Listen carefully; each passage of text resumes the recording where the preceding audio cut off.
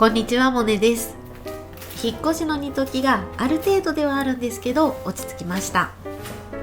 壁一面の本棚を作る予定なので、まだ本が入っている段ボールはちょっとなかなか荷解きができずにいます。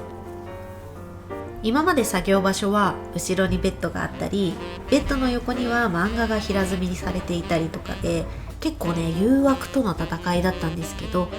引っ越しを機に自分の作業スペースができました。いや、すごく快適ですね。ということで、今回は机周りを整えるために買ったものたちを紹介していきます。動画を見てて気になったポイントや質問はぜひコメントで聞いてみてください。動画の感想もいつも嬉しいです。それでは今日も楽しいおうち時間行ってみましょう。まずはですね、今回一番の大きな買い物であった机です。株式会社山善さんのアンティーク調テーブル、椅子とセットで 21,999 円でした。楽天で購入しました。前の机は上京した15年前に買ったもので、当時は北欧系が好きだったっていうこともあって、白だったりとか白無垢の家具をよく買っていました。やっぱ好きなものの趣味っていうのは結構変わるもので、別に北欧のものとかが好きじゃなくなったわけじゃないんですけど、いや違うな、趣味が変わったっていうよりは、彼と一緒に住んでいるので、片っぽだけの趣味じゃなくて2人が好きなテイストに合わせたかったので、今回ウォールナットだったりとか黒を基本の色に使うことに決めました。組み立ては1人でしたんですけど、とびきり大変ってわけでもなく20分くらいで完成しました。通販だったんでちょっと現物を見れてないので、もっと木がチャッチーかななんて思ったんですけど、届いてみたら結構あったかみのある木で高見えするテーブルかと思います。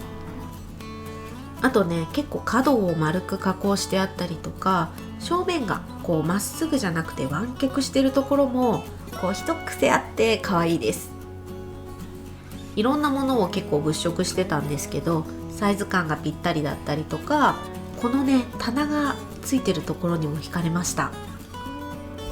テーブルの上で高さが変わるのは見え方に変化が出てっていうんですかね、可愛いですよね。棚の下だったりとか上をうまく活用したいので、小さな引き出しだったり棚だったりとかを今後買い足すかもしれません。とりあえず今は小物が並んでます。この引き出しが1箇所しかないのがちょっとネックだったんですけど、 IKEA で買ったワゴンもあるし、左側には備え付けの棚もあるんですよ。なので問題はないかなと思って購入しました。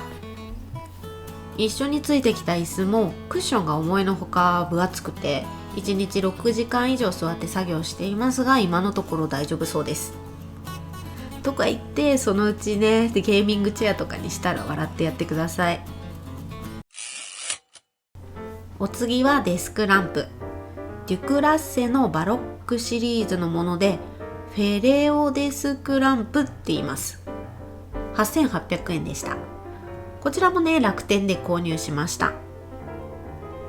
お色はマットブラックとアンティークゴールドとフレンチグレーの3色があって、私はアンティークゴールドを買いました。黒かアンティークゴールドかで迷ったんですが、黒だと雰囲気が重くなりすぎるかなと思ってアンティークゴールドにしました。フレンチグレーも可愛いなって思ったんですけど、ちょっと部屋のテイストをちゃんと合わせに行きたかったので我慢しました。もともと使っていた IKEA のデスクランプは結構大きくて、今回買ったデスクだとかなり場所を取ってしまうので、コンパクトなものを購入しました。彼の書斎も今回できたので、そっちで使うと言ってくれたので、捨てずに済んで安心しています。結構IKEA のデスクランプも可愛いんですよね。コンパクトだけどしっかり手元を照らしてくれるし、アームは角度調整ができるので、必要なところに光をしっかり当てることができました。お次はファイルボックス。購入したのはチークムク木製のファイルボックスで、お値段2999円です。これをね6つも買いました。こちらも楽天さんで買ったんですけど、ランドマークさんっていうところがプライベートブランドで出しているそうで、お色はラッカー塗装とワックス塗装の2種類あって、私は他の家具と合わせるためにラッカー塗装の焦げ茶色のものを買いました。ファイルボックスもねいろいろ悩みました。以前の家ではファイルボックスは無印良品さんの段ボールのものを使ってたんですけど、こうね安くて便利なものなのですが、私の場合結構出し入れが頻繁で、段ボールだとちょっとね耐久性に不安があったので、今回はしっかりしたものを購入しました。封筒とかバラバラな用紙たちが綺麗にまとまってくれて文句なしです。結構ねブックエンドの役割も担ってくれてるなぁなんて今感じてます。ちなみに一個一個は結構ねしっかり重いです。無印良品さんの段ボールファイルボックスに比べたらお値段はねバカ高いんですが、買ってよかったです。ダルトンのファイルボックスとも悩んだんですが、今回デスク周りのものは木のものを増やしたかったのでこちらにしました。またダルトンのファイルボックスは別の機会で買えたらいいななんて思ってます。お次は収納ボックスとして無印良品さんの段ボールファイルボックス幅25センチ2分の1サイズっていうものを買いました。本体が250円で蓋が120円です。本体と蓋は別々で売っていました。私は今回デスク周りで使うのでちゃんと隠せたりだったりとか、こう箱の上にまた箱を重ねてって使いたかったので蓋とセットで購入しました。組み立てもねかなり簡単です。箱の中にはペンの回芯だったりとかテープの替えだったりとかプリンターのインクのストックなんかが入ってます。あとは手帳リフィルで使ってる英語スリムサイズの紙だったりバイブルサイズの紙が折れてしまわないように保管ボックスとしても使ってます。重ねて使ってあげるとこうなんかやっぱ揃ってて綺麗ですよね。箱の中身が一目でわかるようにダイモのラベルライターでラベルをつけてます。やっぱりダイモのラベルライターは段ボール素材とかなり相性がいいですよね。デスク周りではないんですが、幅10センチの2分の1サイズのものと幅15センチの2分の1サイズのものも購入しました。3種類なのかな、サイズ展開は。店舗に並んでるのは組み立て前の平たい状態だったので、家に持ち帰るまでにこう折れちゃわないか結構ちょっと心配でした。クローゼットの整理なんかでも使えそうなので、全ての片付けが完了して必要そうだったらおいおい追加で購入しようかななんて考えてます。私結構音がないところで作業をすることが苦手で、ということでラジオを購入しました。クラシカボレロっていうもので、お値段は6091円。お色はメープルウッドとウォールナットの2色がありました。こちらもね、家の雰囲気と合わせるために私はウォールナットを購入しました。いやめっちゃ可愛いですね。たまたま私の場合置き場所的に問題はなかったんですが、結構ね置き場所によって電波がきれいに入らないっていう場合もあるようなので、もしもラジオを買いたい人がいたらアンテナ付きのものの方が音がクリアになるのでいいかと思います。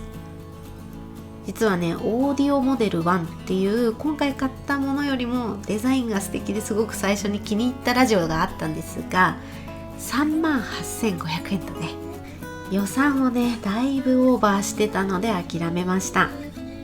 いつかお家にお迎えしたいお品ですね。今回机周